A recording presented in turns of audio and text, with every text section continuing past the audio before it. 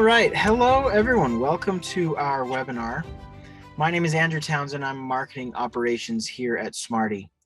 Today's webinar is about how to identify the right level of geocoding, and we are super excited to get started. However, before I introduce our presenter, let's go over just a couple of housekeeping items. Number one, this webinar will be recorded. We will send a copy of this recording out to everyone who is registered, so you can be looking for that in your email inbox within the next couple of days. We may actually even get it out today. This also means that if you have to step out early, you'll be able to catch everything in the recording. Or if you like what you see, but you want to share the content with someone else, you're welcome to share that around via email to whoever you think would benefit from the content. Second, to interact with our presenter, please go with our presenter and other audience members, feel free to use the chat and questions features inside of the Zoom webinar interface. We also have our own Wes Arnold, product marketing manager, here in the wings, and he'll be ready to take any questions that our presenter doesn't answer. Of course, because we're going to be taking questions directly to our presenter during the Q&A at the end. Speaking of our presenter, today we have Adam Charlton, one of our genius geocoding developers with us, and we're very excited to hear what he's going to share with us. So without further ado, Adam Charlton. Well, Andrew, thank you for the very flattering intro. Like you mentioned, we will be taking questions. I built in a lot of time for questions, and so please feel free to ask your questions. It'll really help direct where we want to go with this presentation. I believe Andrew or Wes will be fielding some of the questions so that I can maintain my, perfectly pitch perfect monotone throughout the conversation. But let's jump right in. So we're going to be talking about how to identify the right level of geocoding. This is going to be a pretty high level discussion about pretty much all aspects of geocoding. There's parts of it like definitions of geocoding, the different tiers like rooftop all the way down to area level geocoding. And we're going to go a little bit into some specific applications of geocoding. We're not going to focus on them, but topics like that will bound to come up as we talk about it, just because they become really relevant to explaining why you might want a particular product like a hyper accurate geocode versus some situations where you might not need that. But without further ado, let's go straight into it. If I can figure out how to activate my next slide. There we go. So with the base level of geocoding, for geocoding, it really means taking a latitude and longitude and just sticking it to a named location like a street address. As you can see here on our map, this is Smarty right here. This is our work building. And we're able to take our street address, 2335 South State Street, and put a latitude and longitude with very high accuracy right on the building where we work. The important thing about for geocoding, and this will come up throughout the presentation, is that your geocoding is really only as good as your address validation. The better address validation you have, the better geocoding you'll have. If you are unable to properly match your location to an actual real life address, then it's going to be very difficult to assign a location to it that's useful. And of course, once you finally are able to pin your address to a specific point in space, you're going to be able to acquire a huge amount of information about it. Another type of geocoding that is going to be brought up here and there is reverse geocoding.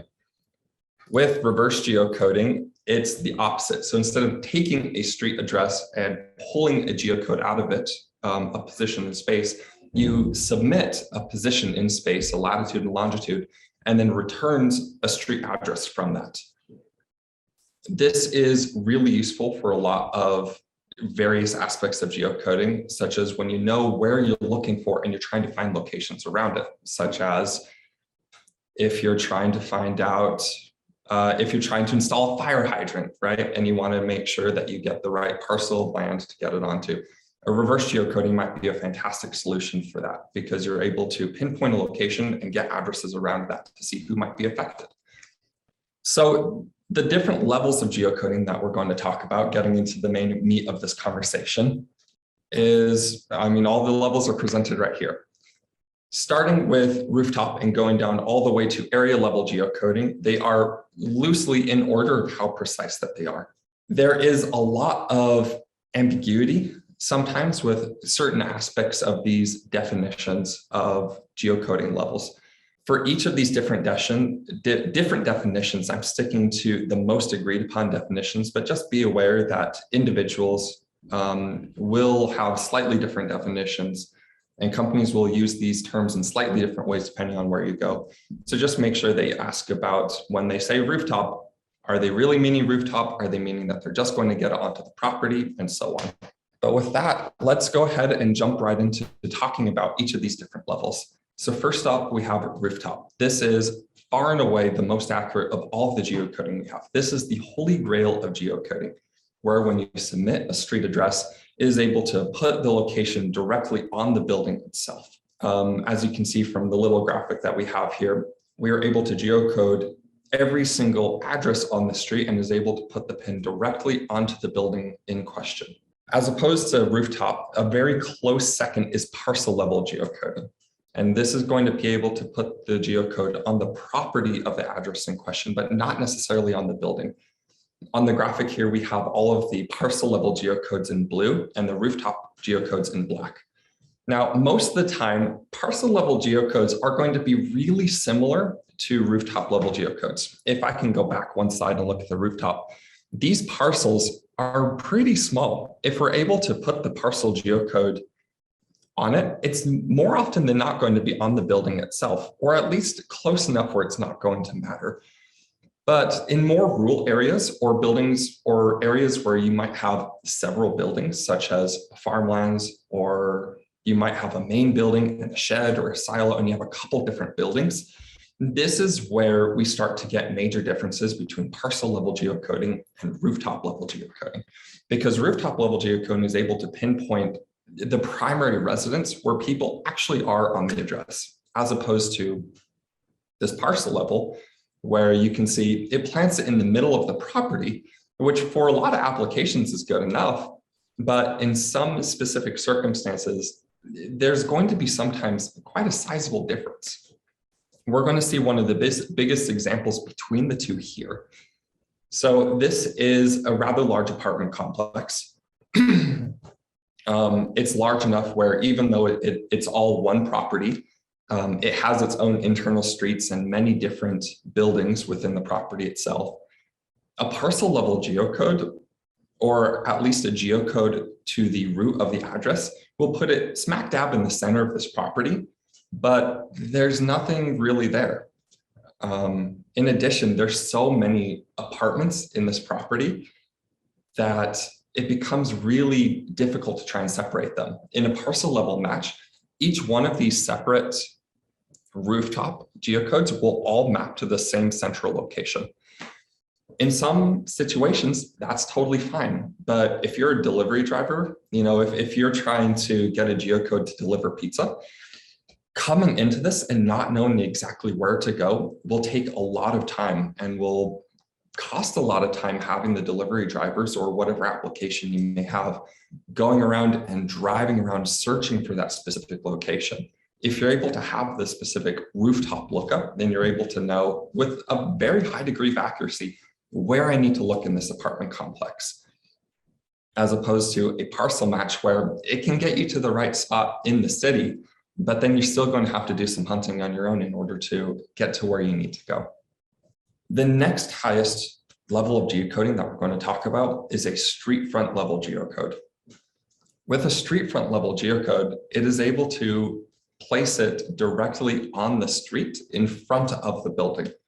In many ways, as we can see here from our graphic, with small properties, for a lot of applications, this is going to be as good as a parcel level match. It's able to put it right on that intersection between the street and the parcel.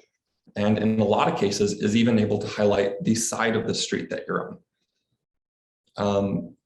But again, it runs into a lot of the same problems with bigger properties and multi-tenant properties that we saw before.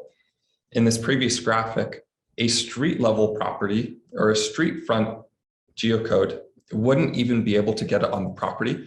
It would put it on the street front right over here, causing a lot of the same problems. People requiring more accurate geocodes, delivering stuff to this location, for example, to drive in and search around for. But in a lot of cases for small property sizes, this tends not to be too much of an issue. In fact, sometimes it can be preferable depending on your application. If you're delivering newspapers, sometimes all you need to do is drive up to the driveway, throw it onto the driveway, and then call it a day.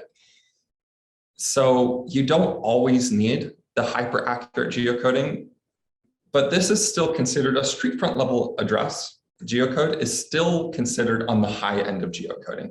From here on out, we're going to start talking about increasingly lower level geocodes. And the first thing that we're going to talk about is interpolated street front geocodes. One of the problems in geocoding that hyper accurate geocodes are often very hard to come by. There simply isn't data there isn't hyper accurate data in lots of parts of the country, or that data is often quite expensive to come by. Interpolation is one of those ways that companies can get fairly accurate geocodes relatively easily. I'm going to focus on interpolated street front because that's what's seen most often, but interpolated data can be applied to any level of geocoding and essentially just means we use math to make better data. Interpolated street front here, because it's so much more accessible, is going to be very good for a lot of various applications, but it comes with its own set of pros and cons. In this example, every street front in America, every street segment rather, has its own range of high and low house numbers. We can see on this segment here, the high value, and I rounded these numbers for sake of viewing, is 3,300, and the low, I flipped this. The low is 3,300, and we have the high here at 3,400. For interpolated street front, it simply takes the distance between all of them and places all of the different street fronts at equal intervals throughout it. So if you're looking for 3,301, it would be right after this. This is really nice because it allows you to very quickly and easily come up with a geocode for every single house number that you have street segment data for. But there are some problems. Every single number within this segment will have a geocode, including addresses that don't necessarily exist. Right here, we have a big empty lot here. There's nothing on it. It doesn't even have a formal address with the city.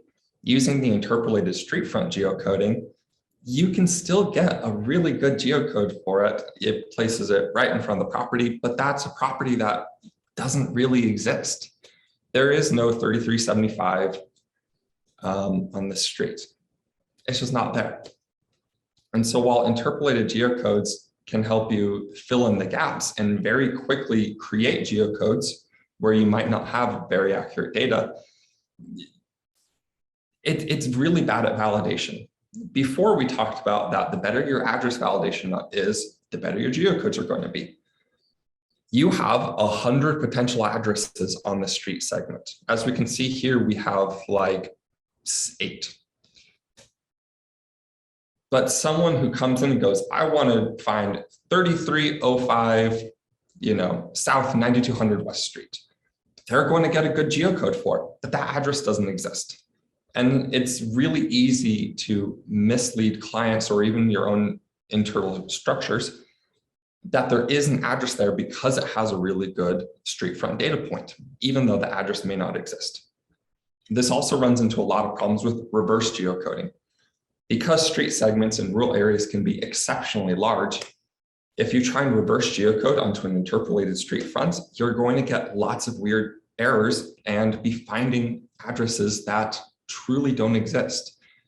If you're trying to measure the impact of, say, a forest fire, and you're trying to reverse geocode from it and expand, a mile out, you're going to pick up tons of addresses that aren't actually there. And so your potential impact from your data is going to seem a lot higher than it will be in reality because of a lot of these imaginary addresses that are created through interpolated street front data. This type of data obviously works very well for areas where houses are much more evenly distributed, like very urban areas. They're set at correct intervals. And so when you say, I want to look for, if you have a valid address, I want to look for 3350, it's able to ping it to the right street segment and with a pretty high degree of accuracy, get the correct building. But for more rural areas, for areas where there's sometimes gaps or you have big properties and small properties together, it can fall off pretty easily.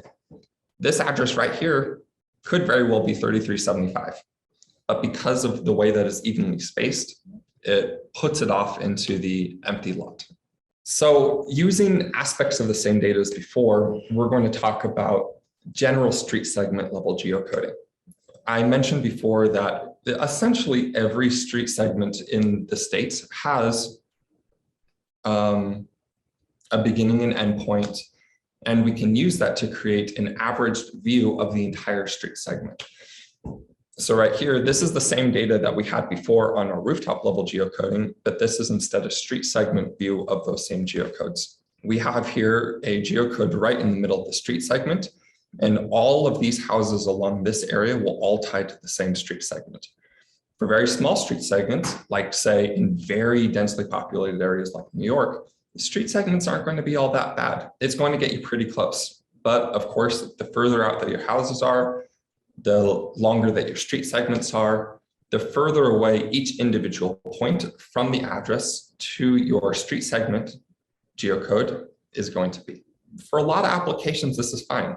Demographic information, this is perfect for demographic information. It obfuscates the data just enough so that you're not pinging potentially sensitive demographic information to a particular household, if you're trying to be careful about that. But it's accurate enough that you're able to get overall neighborhood trends when you're trying to track such information.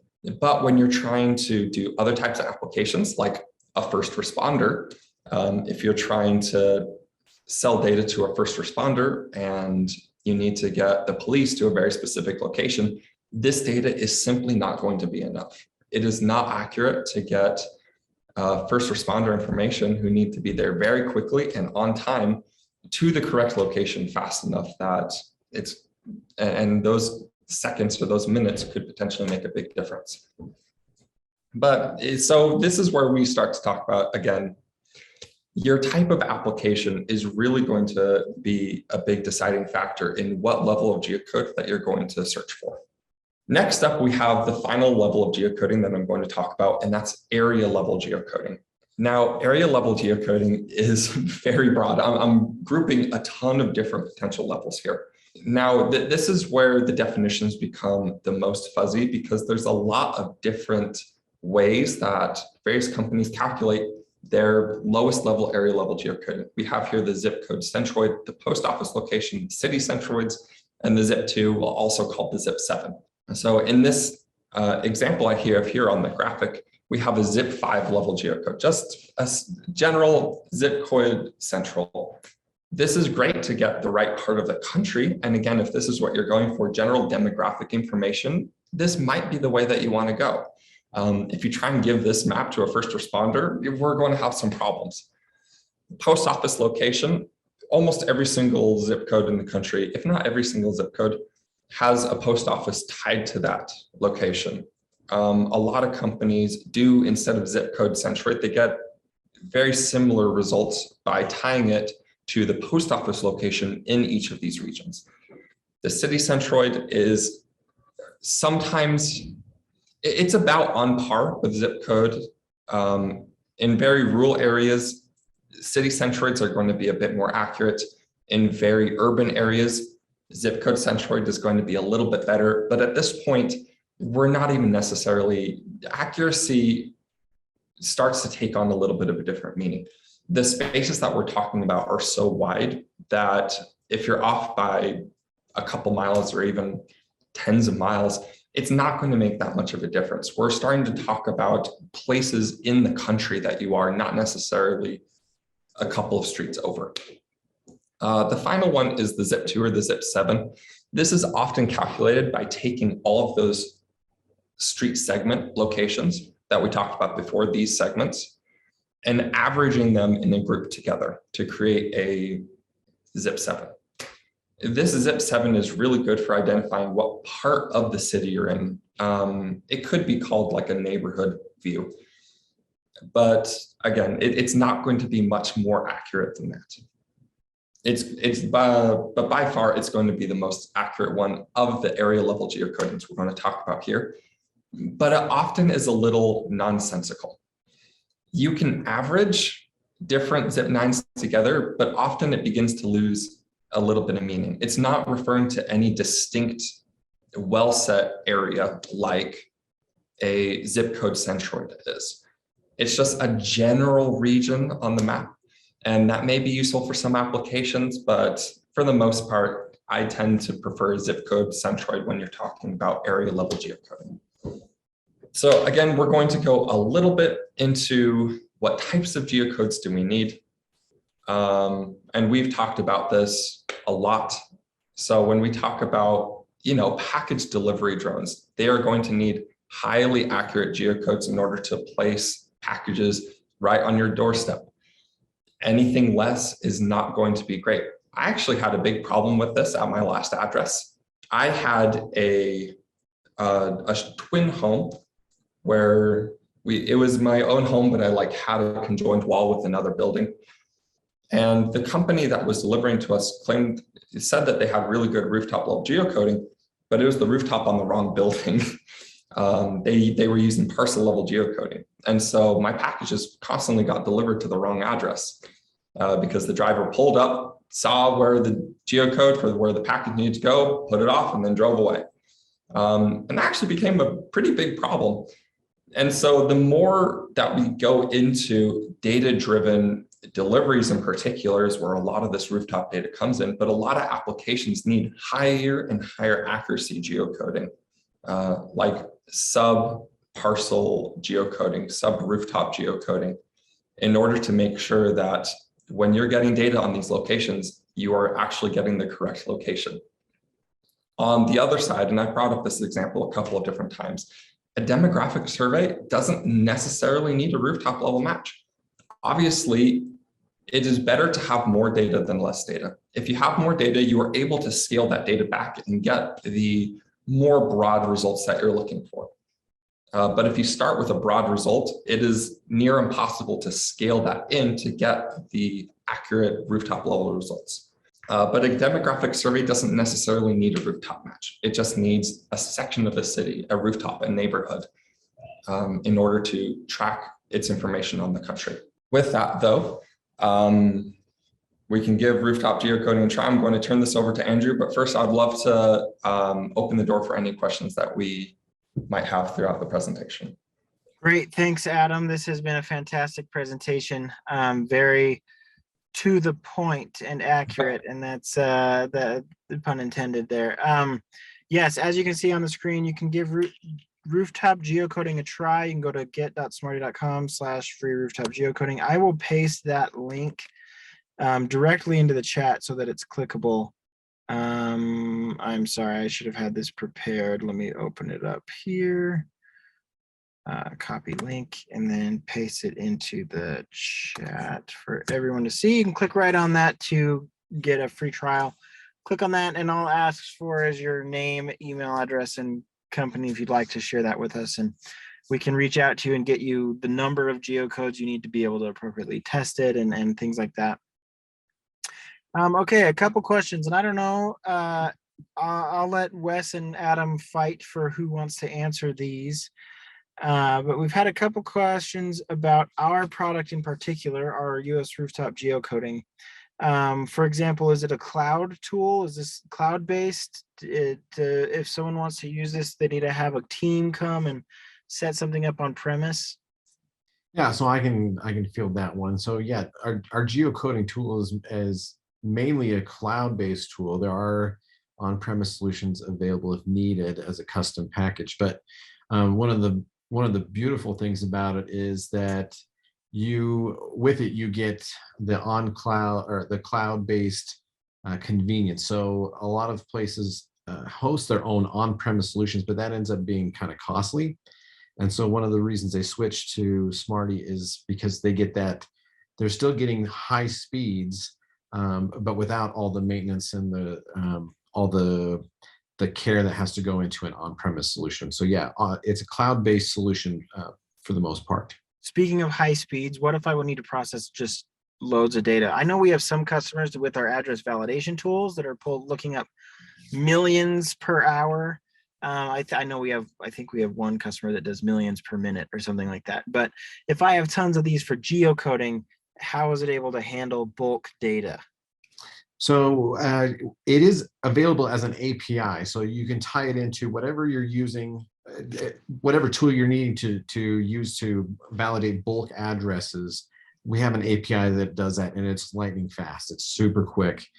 So you can process, and it's available at different speeds. We can customize things to your needs, but it is lightning quick and is available in an API to handle bulk addresses. Okay, awesome. Addresses. We mentioned that the geocoding works best if the address is accurate. I'm assuming, is that right, Adam? That is very accurate. You need to have a good match for your address in order to get a good geocode. In fact, I have a bonus slide that really shows this. One of the problems that we can run into is that if you get a false positive, this was a sample that I pulled that we ran into in real life. What the street right outside of our building is State Street, but sometimes it's called US 89. If you try and just plug that into Google, it can place it 90 miles away. And if it tries to validate to an address 90 miles away and then geocode to that, there's going to be wildly different geocodes that you get. And so the better your validation, the better your geocoding is going to be.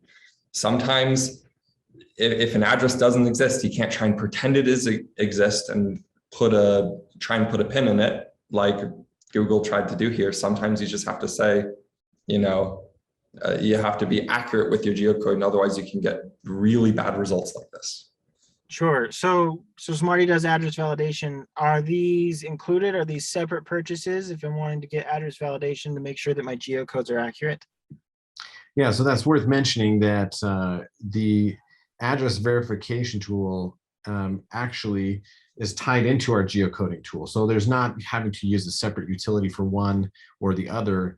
They come packaged together. So it's very convenient to where you can validate the addresses, and then it just returns the Rooftop Geocoding results with it. Okay. Awesome. Well, that's all the questions that we'll take today. Thank you so much, Adam. This has been very, very useful. Like I mentioned, for you in the audience, we will be sending a copy of this out to everybody who registered, so you'll be able to view that at a later time. I'm sure there are people that didn't make it to the end. They'll be able to view the recording at a later date. If you're watching this recording, hi, thanks for watching it, and we hope you enjoyed this webinar. Thanks, everybody. We'll see you guys next time, and have a great day.